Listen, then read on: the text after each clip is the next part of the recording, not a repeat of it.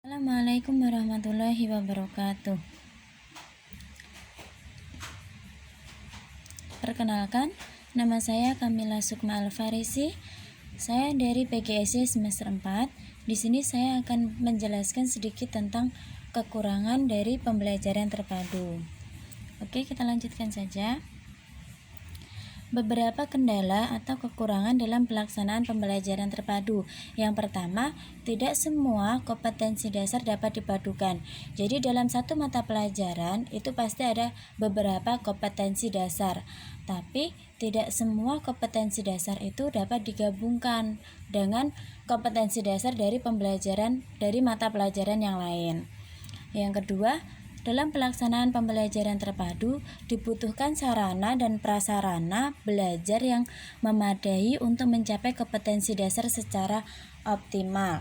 Jadi kalau sarana dan prasarananya itu tidak dapat terpenuhi, maka dalam proses pelaksanaan pembelajaran terpadu tidak akan berjalan dengan baik, dan hal ini tentu saja akan berpengaruh terhadap hasil belajar yang dicapai oleh siswa. Jadi kita di sini sebagai seorang fasilitator harus mampu memenuhi sarana dan prasarana dalam belajar.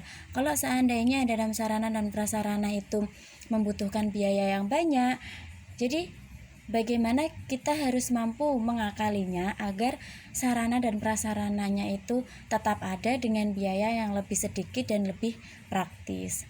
Yang ketiga, belum semua sekolah dasar memahami konsep pembelajaran terpadu ini secara utuh. Bahkan ada kecenderungan yang menjadikan kendala utama dalam melaksanakannya, yaitu sifat konservatif guru. Dalam arti, wadah umumnya guru merasa senang dengan proses pembelajaran yang sudah bisa dilakukan. Jadi kebanyakan guru itu ketika sudah nyaman dengan satu pembelajaran, maka ya udah seperti itu. Guru itu tidak akan berubah. Jadi di sini guru bersifat konservatif. Itu guru menyampaikan dan murid mendengarkan, maka akan monoton seperti itu. Jadi tidak semua sekolah dasar itu dapat memahami konsep pembelajaran terpadu. Di sini kami mempelajari konsep pembelajaran terpadu ini agar mampu menyampaikan atau agar mampu mengamalkan dari pembelajaran terpadu tersebut. Selanjutnya, untuk mengetahui kekurangan dari pembelajaran terpadu, kita harus terlebih dahulu melihat karakteristik pembelajaran terpadu.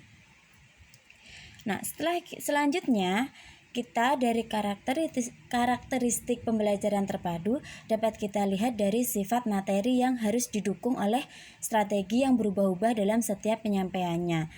Kesulitan tingkat materi pun harus kita lihat, serta ketersediaan bahan media yang akan kita pakai. Jadi ini akan sangat berkaitan dengan pembelajaran terpadu.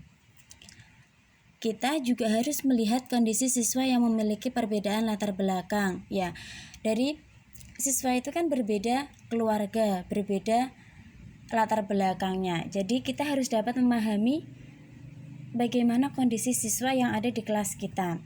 Nah, selain itu juga kita juga harus mampu melihat bagaimana perkembangan dari siswa tersebut. Apakah siswa itu berkembang atau tidak, itu dapat kita lihat dari tugas-tugas yang kita beri. Jika anak aktif dalam tugas tersebut, maka kita akan bisa melihat bagaimana perkembangan dengan anak itu.